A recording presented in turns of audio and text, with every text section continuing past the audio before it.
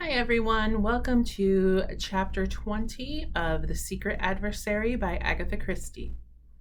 Too late. In the street, they held an informal council of war.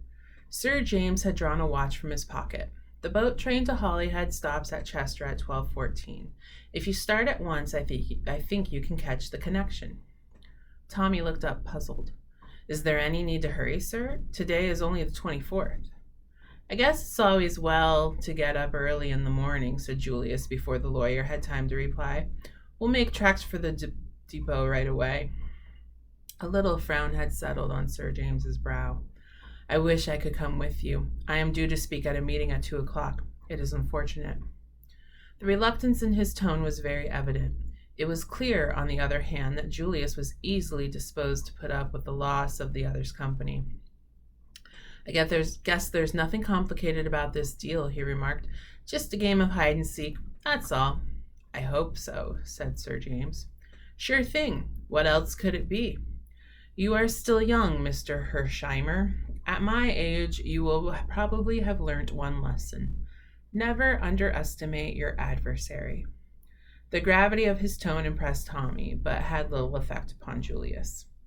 You think Mr. Brown might come along and take a hand? If he does, I'm ready for him. He slapped his pocket. I carry a gun. Little Willie here travels around with me everywhere. He produced a murderous-looking automatic and tapped it affectionately before returning it to his home. But he won't be needed this trip. There's nobody to put Mr. Brown wise. The lawyer shrugged his shoulders. There was nobody to put Mr. Brown wise to the fact that Mrs. Vandermeyer meant to betray him. Nevertheless, Mrs. Vandermeyer died without speaking. Julius was silenced for once, and Sir James added on a lighter note, I only want to put you on your guard. Goodbye and good luck. Take no unnecessary risks once the papers are in your hand. If there is any reason to believe that you have been shadowed, destroy them at once. Good luck to you. The game is in your hands now. He shook hands with them both. 10 minutes later, the two young men were seated in a first-class carriage en route for Chester. For a long time, neither of them spoke. When at last Julius broke the silence, it was with a totally unexpected remark.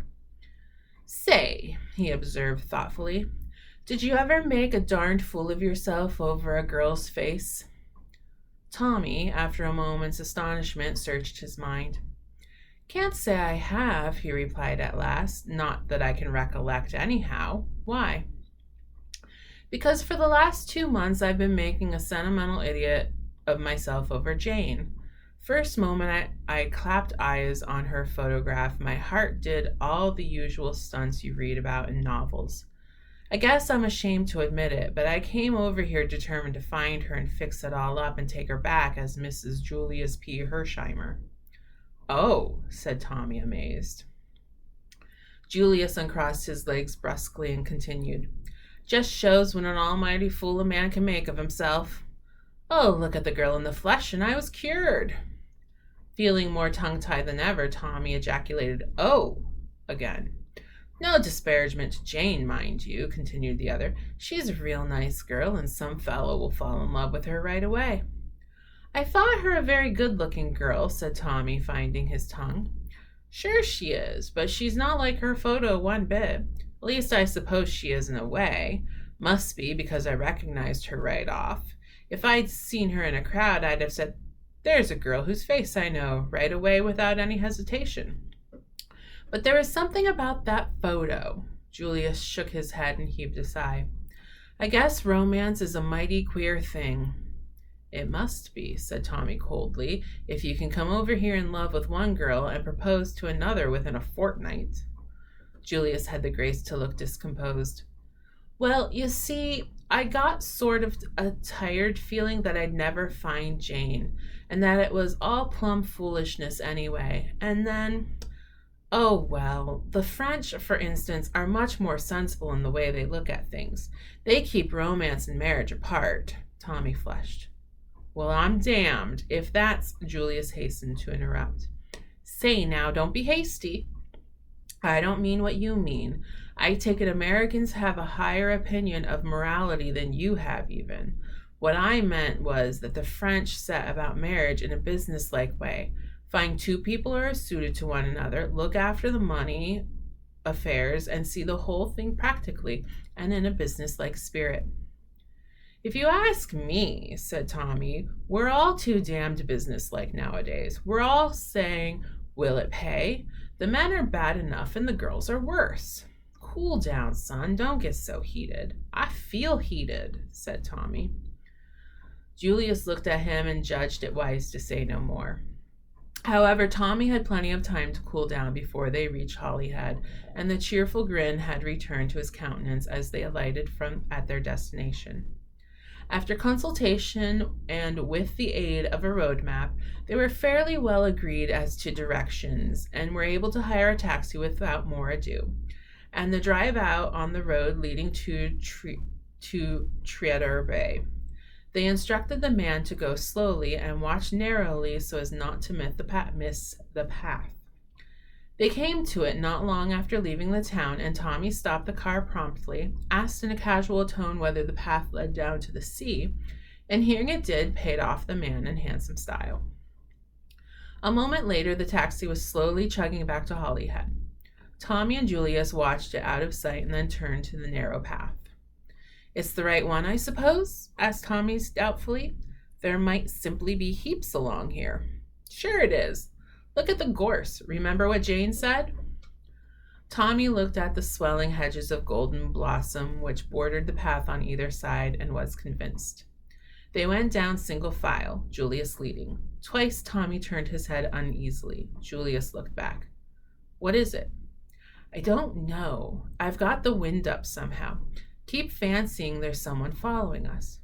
Can't be, said Julius positively. We'd see him. Tommy had to admit that was true. Nevertheless, his sense of unease deepened. In spite of himself, he believed in the omniscience of the enemy. I rather wish that fellow would come along, said Julius. He patted his pocket. Little William here is just aching for exercise. Do you always carry him with you? Inquired Tommy with burning curiosity. Most always. I guess you never know what might turn up. Tommy kept a respectful silence. He was impressed by little William. It seemed to remove the menace of Mr. Brown farther away. The path was now running along the side of a cliff, parallel to the sea. Suddenly, Julius came to such an abrupt halt that Tommy cannoned into him. What's up? He inquired. Look there. If that doesn't beat the band. Tommy looked. Standing out half obstructed, the path was a huge boulder which certainly bore a fanciful resemblance to a begging terrier. Well, said Tommy, refusing to share Julius's emotion, it's what we expected to see, isn't it? Julius looked at him sadly and shook his head. British phlegm. Sure we expected, but it kind of rattles me all the same to see it sitting there just where we expected to find it. Tommy, whose calm was perhaps more assumed than natural, moved his feet impatiently. Push on. What about the hole? They scanned the cliffside narrowly. Tommy heard himself saying idiotically, the gorse won't be there after all these years. And Julius replied solemnly, I guess you're right. Tommy suddenly pointed with a shaking hand. What about that crevice there? Julius replied in an awe-stricken voice, That's it, for sure. They looked at each other. When I was in France, said Tommy reminiscently, whenever my Batman failed to call me, he always said that he had come over queer. I never believed it. But whether he felt it or not, there is such a sensation. I've got it now. Badly. He looked at the rock with kind of an agonized passion. Damn it, he cried. It's impossible. 5 years. Think of it. Birds nesting boys, picnic parties, thousands of people passing it. It can't be there. It's 100 to 1 against it being there. It's all against reason. Indeed, he felt it to be impossible, more perhaps because he could not believe in his own success where so many others had failed. The thing was too easy, therefore it could not be. The hole would be empty. Julius looked at him with a widening smile. I guess you're rattled now, all right, he drawled with some enjoyment. Well, here goes.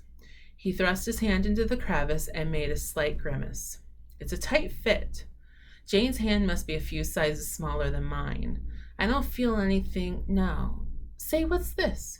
Gee whiz! And with a flourish, he waved aloft a small discolored packet. It's the goods, all right, sewn up in oilskin. Hold it while I get my penknife. The unbelievable had happened. Tommy held the precious packet tenderly between his hands. They had succeeded. It's queer, he murmured idly. You'd think the stitches would have rotted. They look just as good as new. They cut them carefully and ripped away the oilskin. Inside was a small folded sheet of paper. With trembling fingers, they unfolded it. The sheet was blank. They stared at each other, puzzled. A dummy? Hazarded Julius. Was Danvers just a decoy? Tommy shook his head. The solution did not satisfy him. Suddenly his face cleared. I've got it. Sympathetic ink. You think so? Worth trying anyhow. Heat usually does the trick. Get some sticks. We'll make a fire. In a few minutes, the little fire of twigs and leaves was blazing merrily. Tommy held a sheet of paper near the glow. The paper curled a little with the heat. Nothing more. Suddenly, Julius grasped his arm and pointed to where the characters were appearing in a faint brown color. Gee whiz, you've got it! Say, that idea of yours was great. It never occurred to me.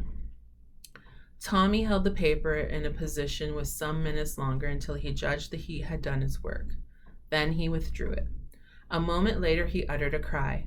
Across the sheet, in neat brown printing, ran the words, "With the compliments of Mr. Brown."